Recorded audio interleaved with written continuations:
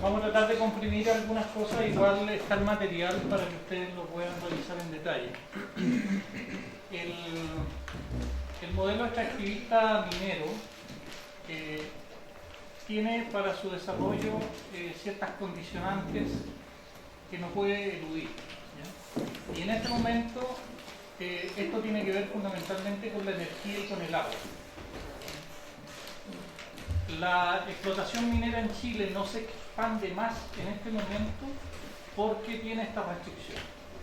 O sea, se le hizo más cara la energía porque en el tema energético hay otro proceso de especulación y de privatización, etcétera. Pero también porque hay muchos territorios donde hay grandes yacimientos pero no hay agua.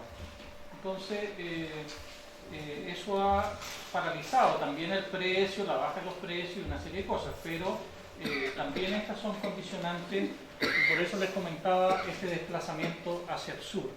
Entonces, cuando hablamos de minería, junto con hablar del tema de la privatización, de la soberanía, de una política subordinada a las empresas, etcétera, tenemos que tener claro que estamos hablando de ese triángulo donde también los habitantes de los territorios tienen un rol muy importante, ¿ya? Uno de ellos tiene que ver con el tema del agua y voy a tratar esto porque junto con estar muy ligado a la expansión y al funcionamiento de la actividad minera, responde también a un proceso que está en el marco constitucional, es un elemento esencial para la vida, por lo tanto no se puede ver solo como un tema de un bien económico como está establecido hoy día, sino que también en estas otras dimensiones culturales, de la dependencia directa de la vida que tenemos las comunidades humanas y los ecosistemas. Ahora, no pretendo hacer una larga revisión, pero sí hay que tener presente que junto con la ley minera en nuestro país y junto con una serie de otras leyes que fueron mencionadas hace un rato, son el cuerpo que permite este modelo extractivista. Gustavo tiene razón en el planteamiento que, claro, la Constitución es el marco, ¿no? Pero hay una serie de otras leyes. Pero en el caso de la minería y el agua tiene artículos específicos en la Constitución, ¿ya? Y,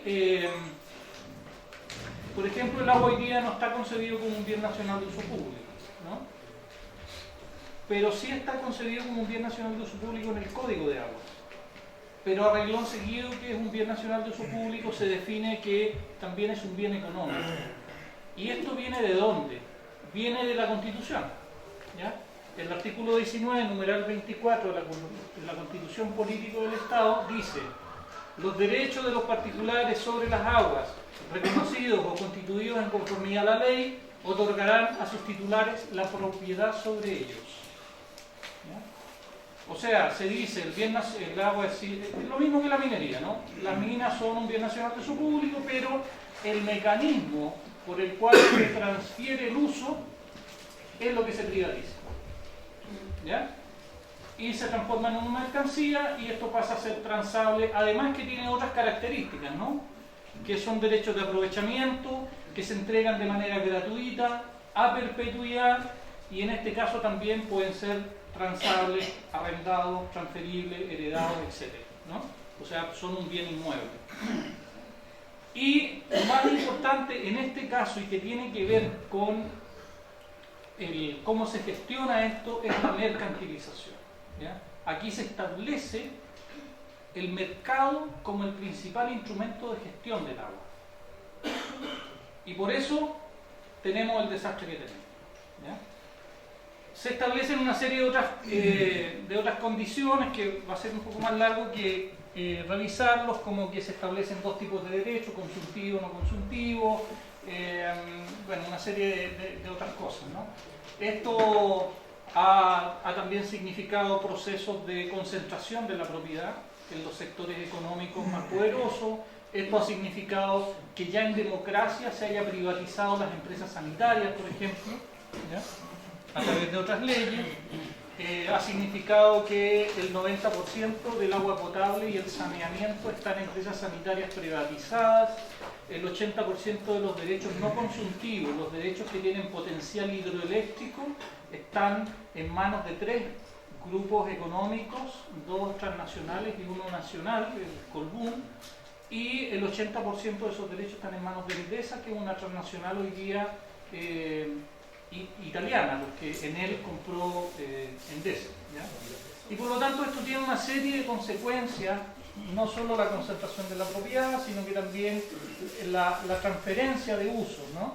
O sea, un agua que era agrícola pasó solo por una transacción comercial a convertirse en un agua de uso minero, sin que haya ninguna evaluación de qué impacto eso significa, ¿ya? Es distinto un agua de uso agrícola por el ciclo de la agricultura, por el sistema de riego, a un agua que pasa a ser usada intensivamente durante las 24 horas del día y que el 100% se inutiliza. O sea, claramente, y sobre eso el Estado dijo el mercado que se encargue.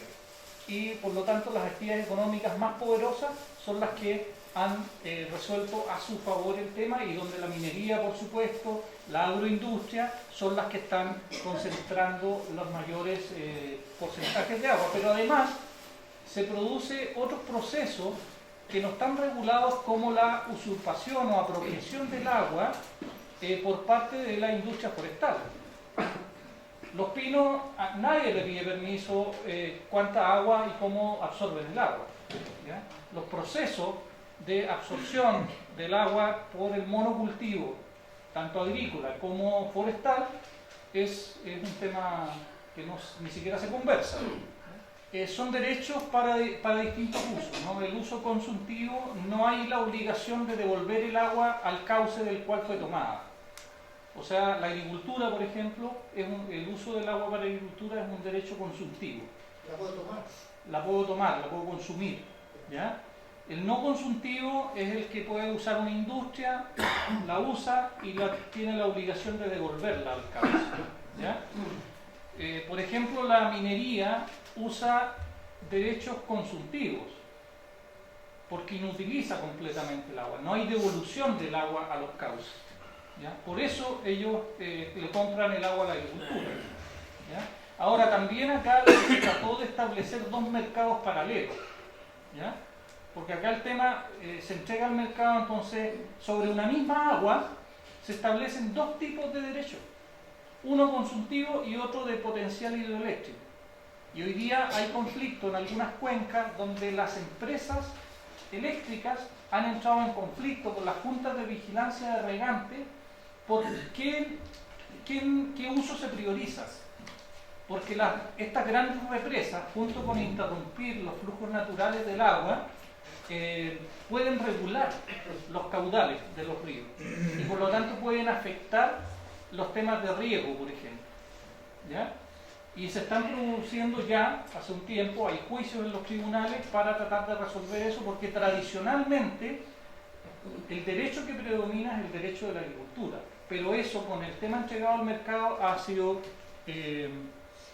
ha desaparecido, ¿ya? Me voy a saltar algunas cosas que algunas las mencioné, digamos, que tienen que ver con los impactos que ha generado este modelo de privatización del agua, ¿no?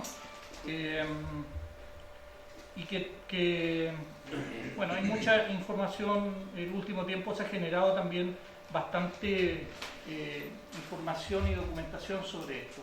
Cuando se habla del tema del agua, en nuestro país, muchas veces, sobre todo los sectores interesados, engañan a la gente al momento de entregar ciertas cifras, ¿ya? Por ejemplo, los mineros dicen, pero si nosotros usamos solo el 7% de todo el agua disponible que hay en Chile, ¿ya? Y la agricultura usa como el 80%. Bueno, eso es una cifra que no es mentira, pero es engañosa, porque tenemos esto, ¿ya? La disponibilidad de caudales de agua, de metros cúbicos de agua disponible por persona en cada una de las regiones es absolutamente distinta, que responde a ciclos ecosistémicos hídricos distintos. Por lo tanto, no se puede comparar lo que pasa en la cuenca del río Copiapó con lo que pasa, no sé, en Panguipulli, ¿ya? No se pueden hacer paralelos sobre eso porque hay una disponibilidad de agua distinta, ¿ya? Entonces, por ejemplo, este muestra el gráfico de disponibilidad de acuerdo a estándares de Naciones Unidas, ya bajando de los 1.700 metros cúbicos habitante año disponible en una cuenca, se está hablando de estrés hídrico, ¿ya? Bajando de 1.000 de escasez hídrica, bajando de 500 metros cúbicos persona de escasez absoluta, ¿ya?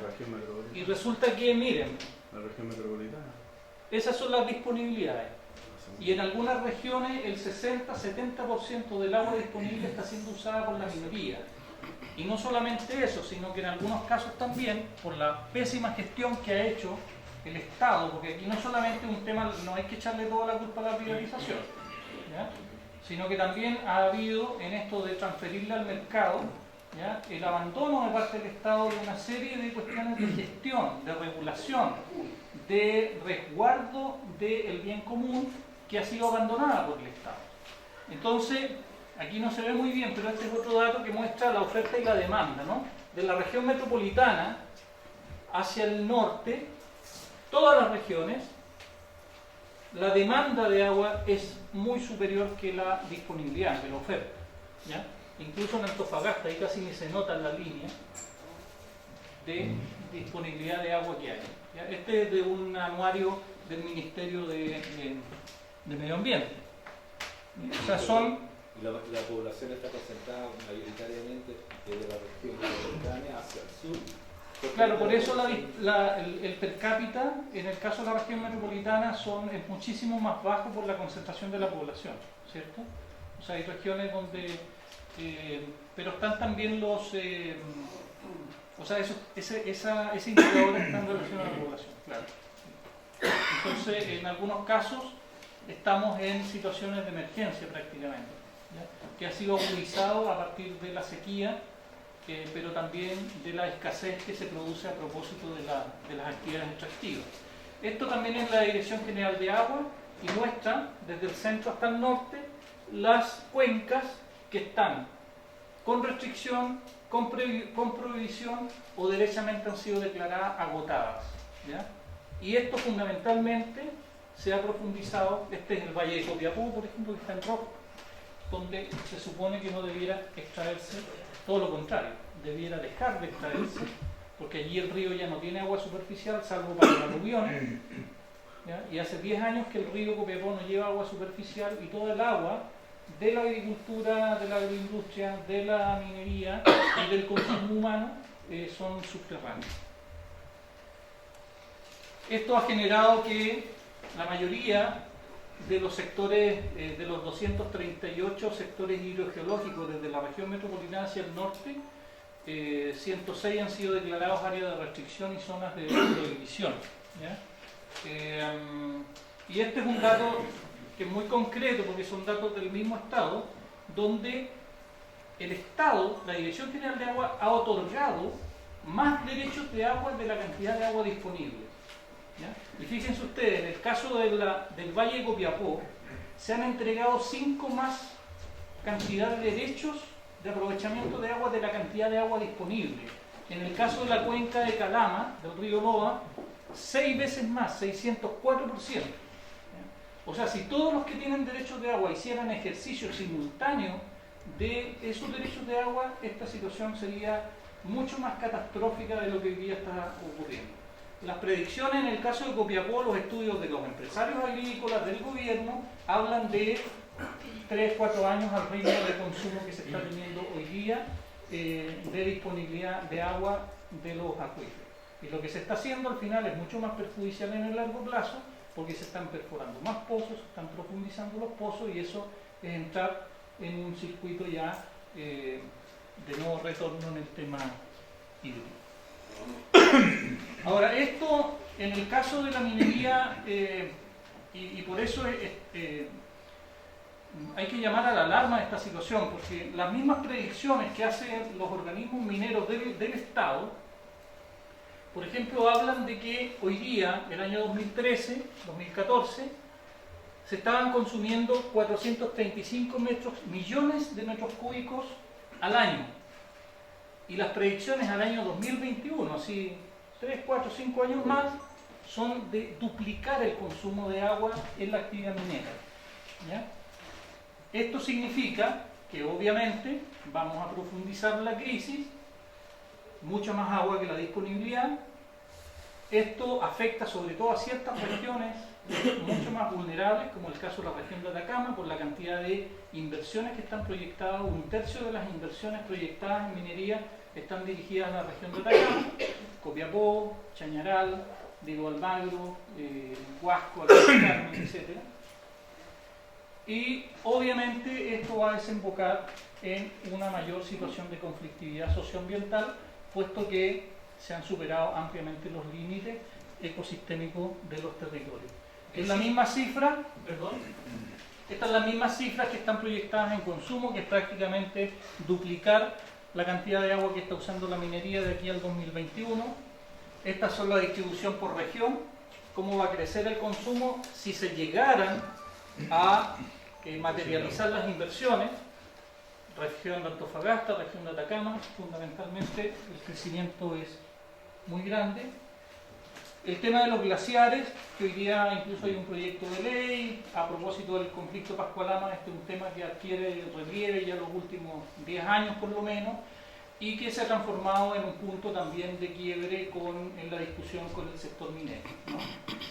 Amenazando que esto va a paralizar la minería, etc. El gobierno ha concedido finalmente una ley que, más que proteger glaciares, es una ley de protección de la minería.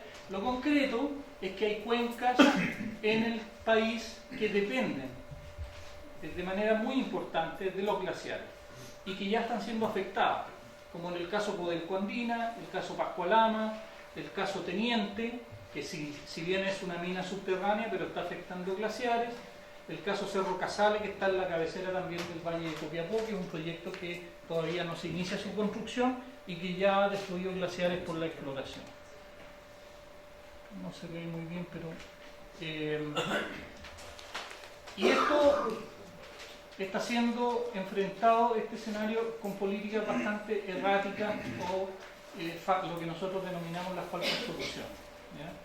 Si bien obviamente atender las necesidades de abastecimiento de agua para el uso humano es una urgencia, ¿ya? Lo que se está planteando hoy día con la desalinización para seguir viabilizando este modelo de desarrollo extractivista minero, yo creo que es un tema que merece un debate mucho más amplio. Obviamente eso es los niveles de energía y de desechos que también genera la desalinización, creo que hay que revisar, ¿ya? Y porque además nos está planteando, en algunos casos excepcionales, atender necesidades de agua potable, pero en la mayoría de los casos es entregarle agua desalinizada a la gente para que las mineras sigan usando el agua gratis y el agua dulce pura que proviene de las zonas altas de la cordillera, ¿ya? Entonces, y eso lo está viendo la ampliación del proyecto Pelambres, por ejemplo, en Choapa. Uno de los últimos conflictos aparece ese tema, ¿ya? Donde incluso el gobierno se comprometió a usar la ley de concesiones para construir una desalinizadora que le resuelva el problema a Pelambres, ¿ya? Entonces, claro, por eso no podemos tratar cada una de estas cuestiones por separado, ¿no? Sino que aquí el tema es el modelo, y en realidad ustedes se pueden dar cuenta que empezamos a unir los cabos y obviamente si una ciudad se está quedando sin agua, por ejemplo, me parece que Antofagasta, el 50% del agua de la ciudad de Antofagasta la provee una planta desalinizadora de la empresa sanitaria, que el 99% era de propiedad hasta hace un mes atrás del grupo Luxi.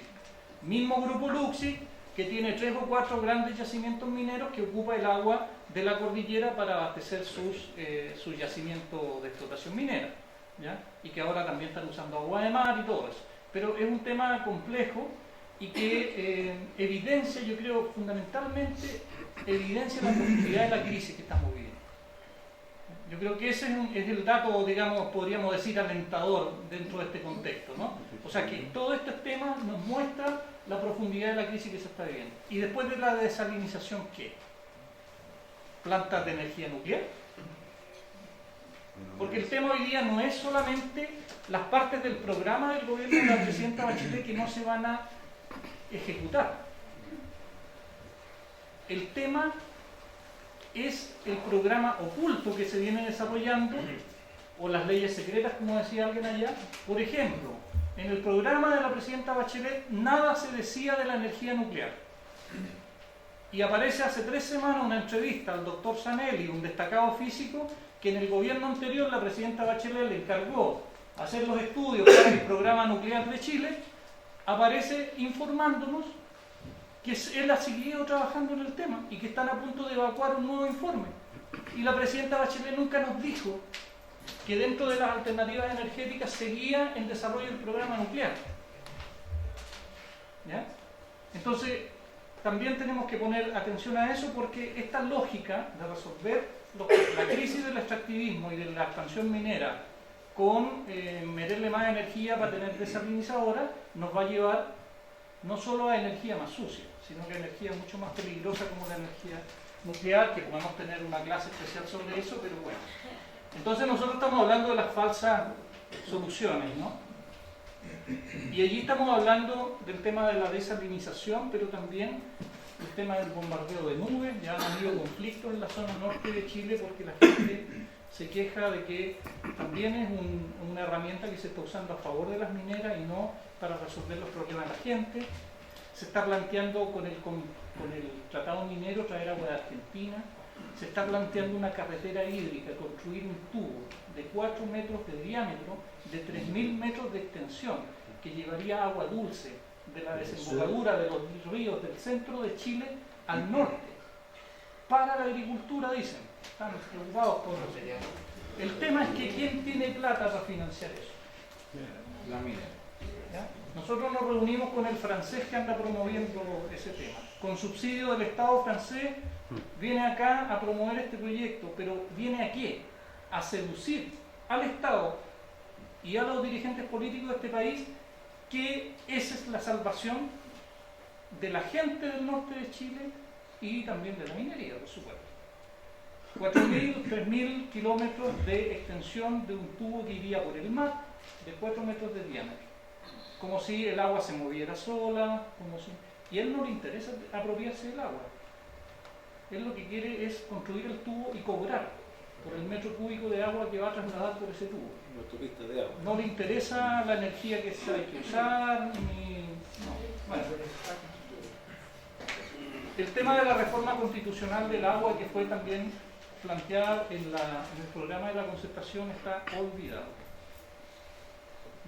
La reforma al Código de Agua que se mandó el año recién pasado, además de que no considera una serie de compromisos que estaban en la propuesta hídrica original del programa de la presidenta Bachelet, dejó fuera una promesa fundamental, que no resuelve todo el problema, porque ya sabemos que el agua está declarada en bien nacional de su uso en el Código de Agua.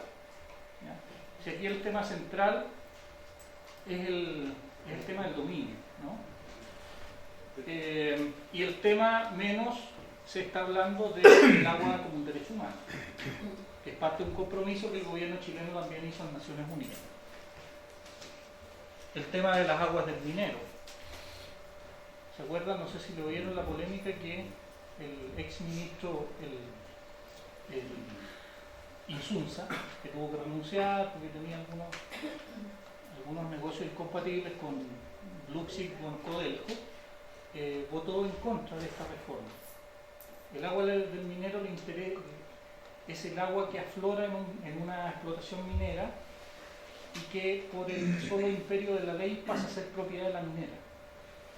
Entonces eso se quería regular y hace mucho tiempo que se está buscando regular eso, porque hay mucha agua que no se sabe qué destino tiene, pero pasa a ser propiedad de la minera, ¿ya? Por el solo imperio de la ley. Y eso se quería modificar. Bueno, el ministro Jorge Insunza votó en contra de eso, siendo presidente de la Comisión de Minería. Bueno, entre otras cosas, Entonces, bueno, ¿dónde se define la política minera? ¿Dónde se define el tema del agua en nuestro país? ¿Ya? Esta es la cena del Consejo Minero de enero de este año, ¿no? No alcanzo a ver cuál era el ministro de Energía, Jean-Paul Luxic, la presidenta, la ministra, que ahora está en algunos problemas porque parece que sus relaciones con el grupo Luxic, y el presidente ejecutivo del Consejo Minero, el señor Villarín. Entonces, para ir cerrando y plantear las últimas cosas, o sea, claramente en el tema del extractivismo minero, relacionado con el tema del agua también, tenemos un marco constitucional y una política minera secuestrada. O sea, acá mucho hay que ver en esto, no solo la privatización, sino que cómo se recupera soberanía respecto a la toma de decisiones sobre esto, ¿no? Por lo tanto, para nosotros centralmente es un tema político, un tema de democracia, pero también es un tema de legitimidad. Todos los días aparecen nuevos conflictos socioambientales cuando se anuncia un nuevo proyecto minero, un nuevo proyecto energético. O sea, claramente no solo hay una respuesta a la amenaza que representa eso para la vida, sino que también es un disenso frente al modelo imperante, digamos, frente a cómo se están tomando las decisiones.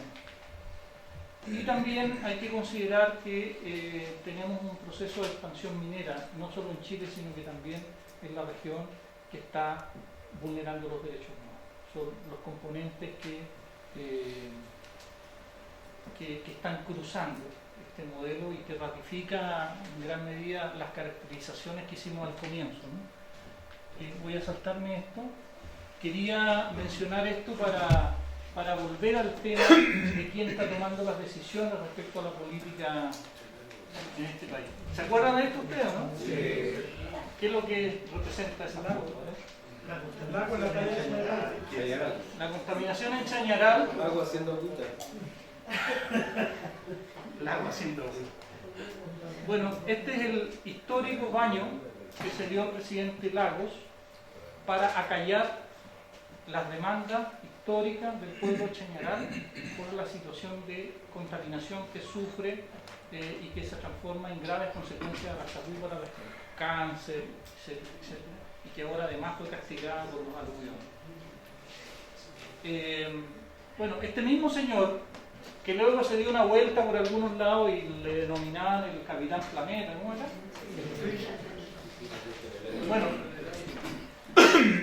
resulta que, no sé por qué, alguien lo tocó con una varita mágica y se transformó en el adalid de la nueva minería en nuestro país.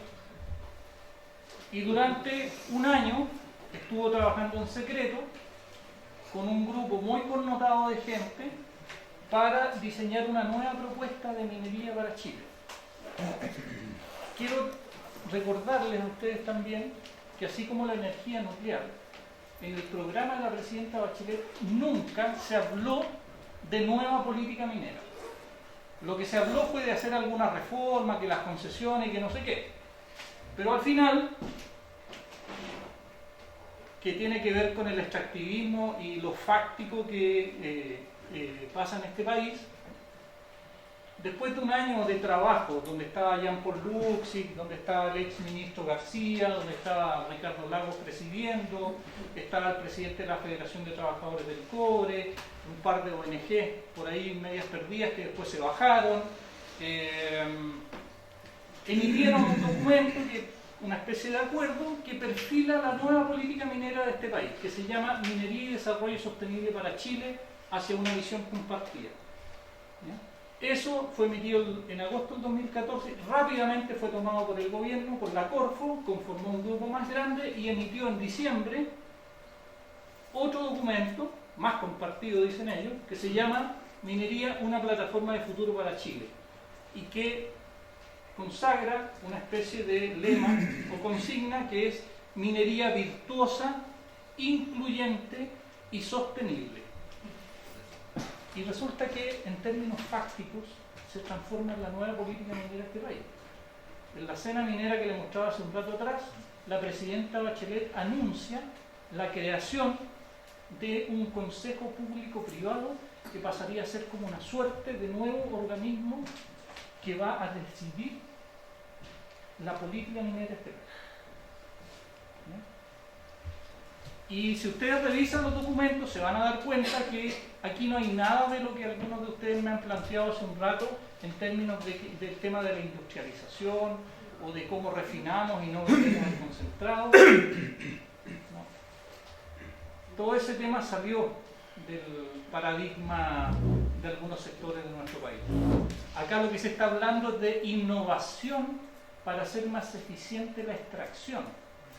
No se está hablando de innovación para agregar valor, que es la vieja propuesta y la vieja historia, ¿ya?, de la industrialización y todo esto. O sea, eso es lo que se está planteando acá. Y eso representa, creo yo, un peligro por lo sensible que representa el tema minero para nuestra realidad. Yo les pido que visiten en la página web de la Fundación del señor Lago, que se llama Democracia y Desarrollo, y vean estos documentos porque se van a sorprender, porque ha sido solo difundido en algunos lados. Para ir cerrando, chuta, estamos súper, pero todo esto tiene una respuesta. Yo creo que puede ser un shock, toda la información que les he transmitido y la interpretación que nosotros hacemos de esto. Pero yo creo que la gran esperanza está acá. La gran esperanza está en la gran cantidad de conflictos socioambientales, conflictos sociales que hoy día se plantean frente a este modelo de expansión extractivista. Esto es un catastro que hicimos nosotros, de distintos conflictos a lo largo del norte de Chile con la minería. Ese es un mapa que hizo el Instituto Nacional de Derechos Humanos entre el año 2011 y 2012, donde registró casi 100 conflictos de comunidades en conflictos socioambientales. Es un tema bien interesante porque, bueno, ustedes saben, el Instituto Nacional de Derechos Humanos es un organismo del Estado y que registra de esos casi 100, 97, 33 proyectos son con la minería y 40 son con proyectos de energía que están relacionados con la minería. ¿Ya? O sea, más del 70% de los conflictos socioambientales de ese periodo, que es un año y medio, hoy día se constata, además porque ellos hacen un análisis a partir de ciertas categorías de los derechos humanos, entonces son conflictos donde se constata la vulneración de los derechos humanos. ¿Ya? Por lo tanto, tiene también una valoración desde el punto de vista que acá se conceptualiza qué es lo que es un conflicto socioambiental y se adopta eso como una categoría para el análisis que hace el Estado respecto al cumplimiento de los derechos humanos. Bueno, pero todo eso se logra a partir de los movimientos que están hoy día ocurriendo en distintos lugares de Chile.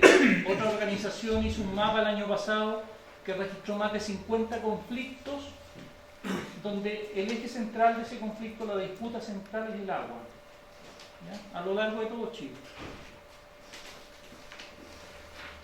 Y esta además es la realidad latinoamericana. Nosotros tenemos una base de datos con una red a nivel latinoamericano que muestra de que el extractivismo minero, son conflictos mineros, esto no es un tema de la zona andina solamente. Obviamente es un tema de la zona andina, ¿sí?, la cordillera de los Andes, pero no solamente, ¿ya? O sea, hoy día la expansión del extractivismo minero hace que países que nunca antes tuvieron minería hoy día estén amenazados por grandes inversiones mineras.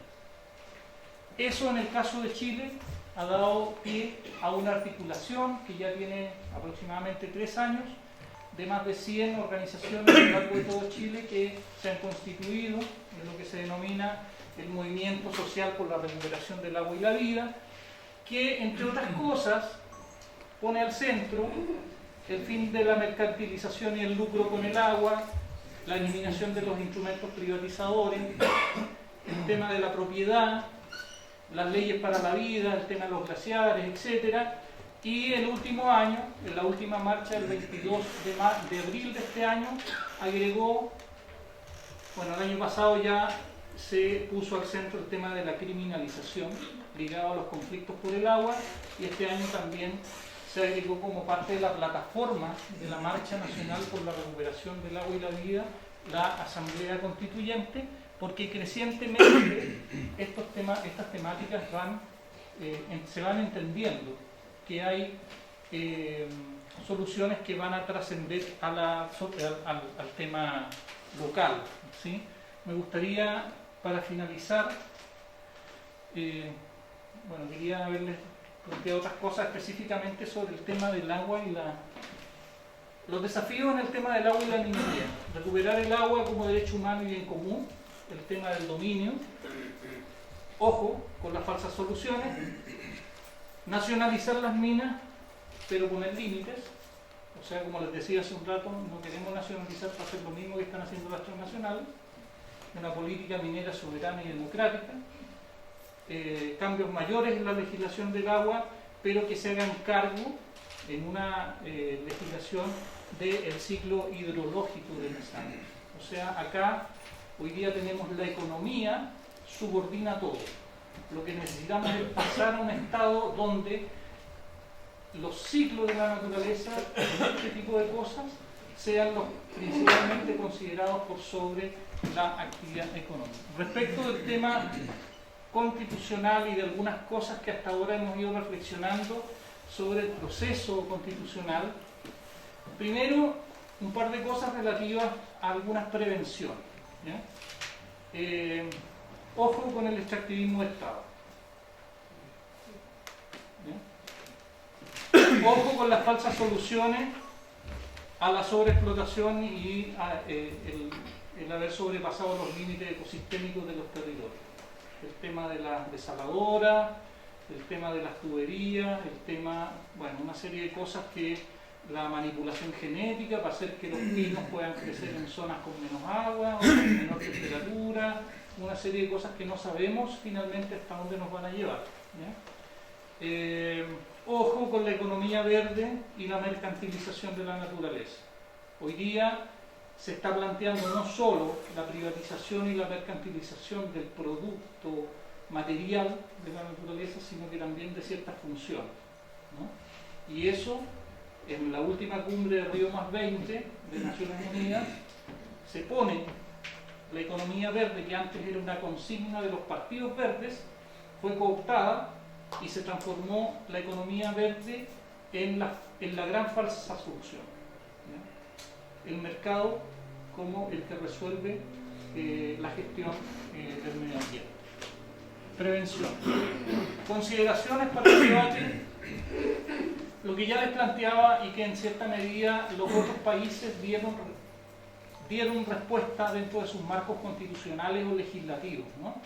Que tiene que ver con la crisis, cómo se asume en este territorio la crisis ambiental global y la propia crisis que estamos viviendo, y eso claramente plantea resolver en el marco constitucional y en un paradigma de sociedad al que vamos a aspirar la nueva relación humanidad-naturaleza o la humanidad dentro de la naturaleza. Hay muchas visiones filosóficas sobre ese tema, pero finalmente cómo resolvemos el tema de los límites a partir de una visión socio-biocéntrica, cómo salimos de las visiones paradigmáticas antropocéntricas que nos llevan hoy día a este nivel de crisis. Sin duda el tema de la recuperación de los bienes comunes, agua, minería, aire, etc. Justicia ambiental y equidad intergeneracional.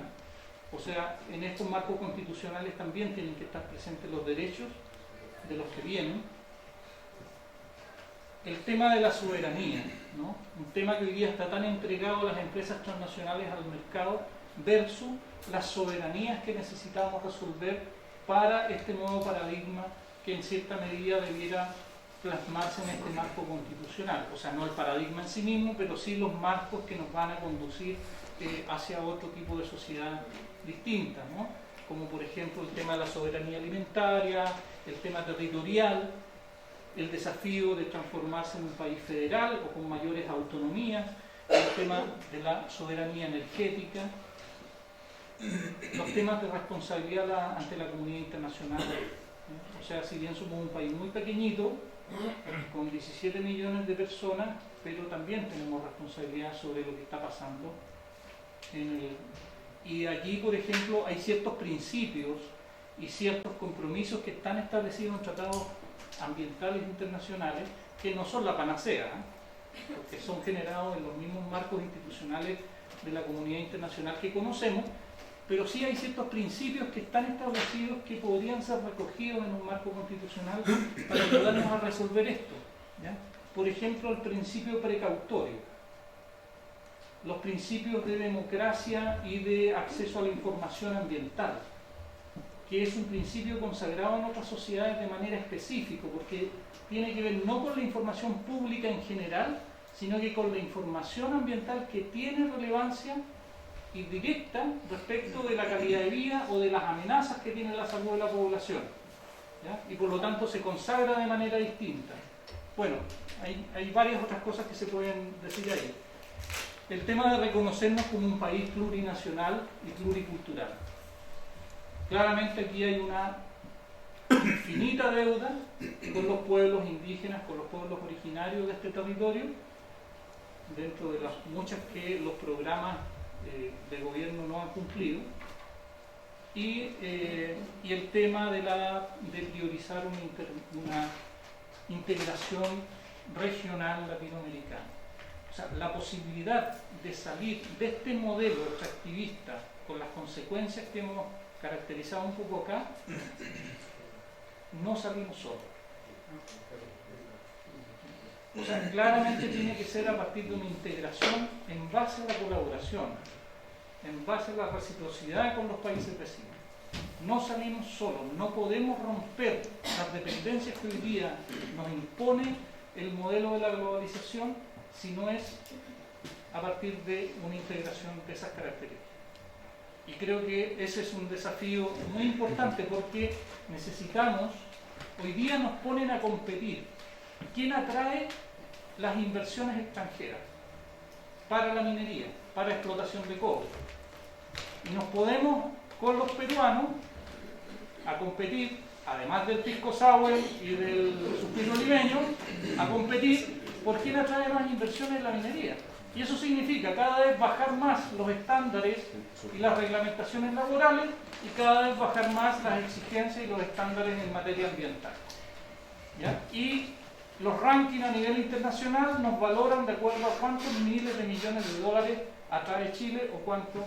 Bueno, con el poder que tiene Chile y Perú en el ámbito de la minería, una alianza respecto de cómo, en qué condiciones y cuánto se produce, podría obviamente manejar el mercado de una buena parte de los minerales que son predominantes en nuestros países. ¿Ya? Por lo tanto, la lógica de la integración es clave para salir, para la transición de salida de este modelo extractivista. Así que son las cosas que se nos han ocurrido hasta ahora que podrían ayudar a las reflexiones que también ustedes están teniendo y que junto con asustarlos respecto a la profundidad de la crisis que estamos viviendo, necesitamos también profundizar en estos temas para que no solo abordemos los desafíos y las deudas respecto de la democratización del país, sino que también pensemos en un marco constitucional que nos permita trazar un camino hacia un paradigma de sociedad distinto al que estamos viviendo y que nos oprime, nos destroza y nos genera tanto angustias, a uno que sea mucho más fructífero y de bienestar para todos y todos. Así que lo dejo hasta ahí para algo que ya está ocurriendo. ¿Ya? Nosotros trabajamos hace ya tiempo acompañando comunidades y organizaciones en conflicto y el proceso de articularse en torno a la defensa y recuperación del agua ha sido reflexionado así, pero finalmente se dieron las condiciones para que esto ocurriera naturalmente y hoy día se está transformando en el eje articulador en varios territorios, en varias regiones. Yo creo que hay un tema que plantea la privatización del agua potable que no está siendo abordado. Yo creo que, por ejemplo, si lo vemos solo desde el punto de vista del mercado, el tema de la fijación de las tarifas del agua potable, el tema de la calidad. Hace 3-4 días que Ovalle está sin agua.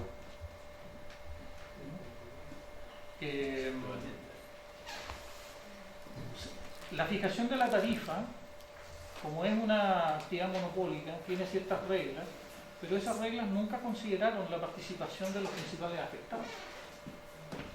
Y creo que es algo que debiera construirse. ¿Bien? Hoy día las tarifas se han incrementado de manera obscena a partir del sistema de fijación de la tarifa. A Aguas Andinas, en este proceso que se hace cada 4 años, se le reconoció, por ejemplo, en el instrumento para fijar la tarifa que se llama empresa modelo, ¿ya? No se fija a partir de los costos reales, se fija a partir de esta empresa modelo. Y esa empresa modelo, que se negocia a la superintendencia actual de la empresa logró meter la ficción de que ellos renovaban todas las alcantarillas de Santiago cada 4 años. Nosotros le estamos pagando algo que ni siquiera le hacen la mantención adecuada, ¿ya? Y lograron meter eso. Y el gobierno, en una negociación representado por la superintendencia, aceptó eso, ¿ya? O sea, ese tema es un tema que debiera ser mayormente abordado por la ciudadanía urbana, en este caso, que son los que están, y que debiera ser quizás el punto de partida para articular la recuperación de las empresas sanitarias y la empresa, el tema de la agua potable. Yo creo que hay mucho, sí, el tema de la producción de alimentos. O sea, lo que pasa es que el agua, como lo he mencionado varias veces, es el elemento vital.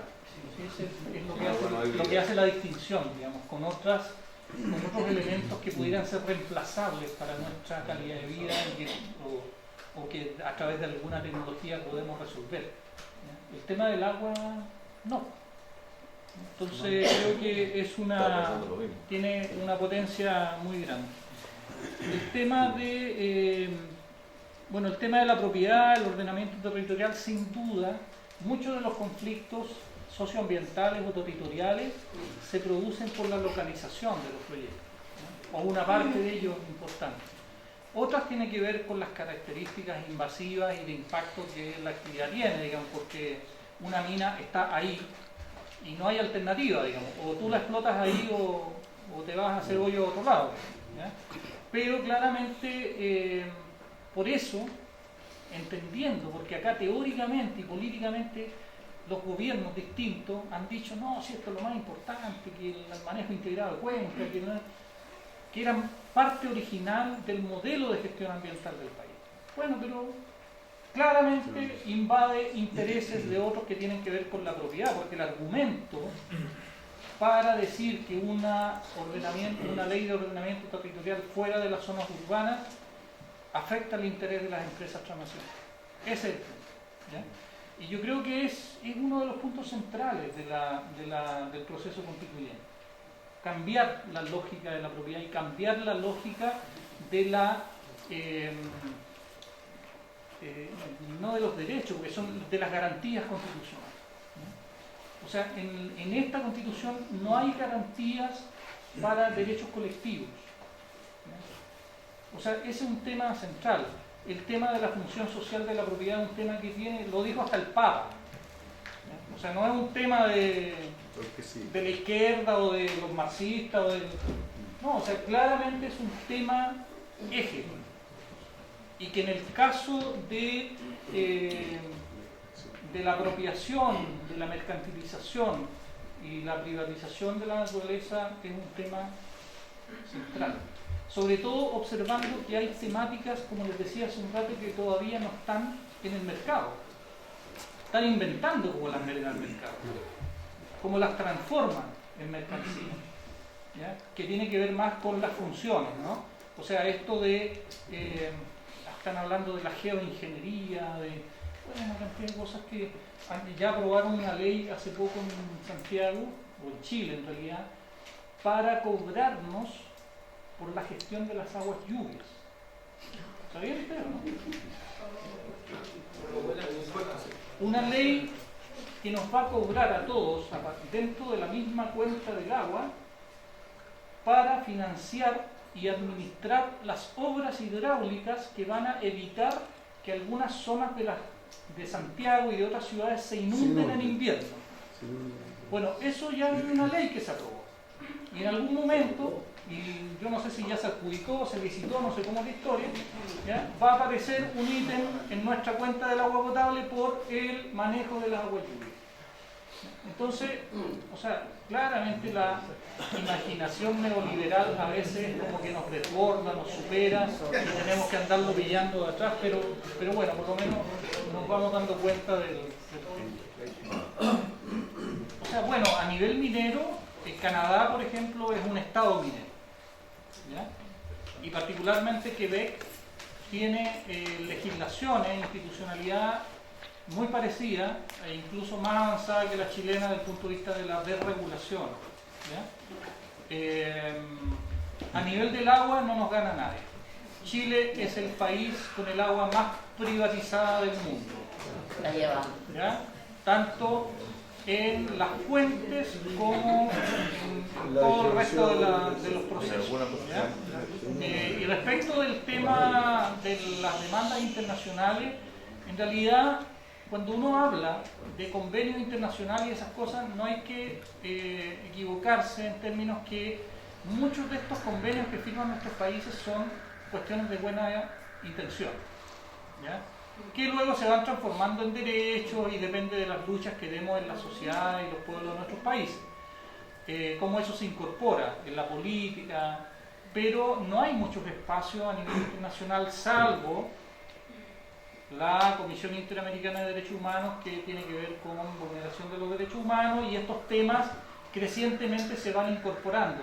La mayor cantidad de casos hoy día que está revisando la Comisión Interamericana de Derechos Humanos tiene que ver con violación a los derechos humanos en proyectos extractivos, ¿ya? En proyectos mineros y petroleros, ¿ya? O sea, gradualmente también, junto con la construcción de nuevos derechos como los derechos ambientales, los derechos de la naturaleza, estos organismos internacionales se van también adaptando, digamos. Pero es una tensión terrible, porque incluso, no sé si ustedes escucharon que el presidente Correa de Ecuador amenazó con salirse de la comisión y de la corte porque el tema del petróleo en la Amazonía y el proyecto, bueno, aquí vamos a alargar el tema, pero también son parte de las tensiones que tienen estos procesos, pero no hay muchas posibilidades. Yo creo que lo primero... El caso. Sí, creo que es la primera responsabilidad que tenemos. No hay que renunciar a lo otro, pero la mayoría de ello tiene que ver con denuncia, con presión a las transnacionales, con presión a los gobiernos vía denuncia a los comités de Naciones Unidas sobre el tema de derechos humanos.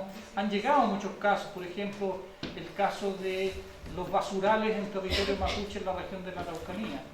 Pero fíjate que hace 10 años que se presentó la primera denuncia porque la basura de las zonas urbanas de la región de la Araucanía se está depositando mayoritariamente en comunidades indígenas. Pero el sistema es tan lento y depende mucho además de cómo el Estado chileno luego asume y implementa lo que dice.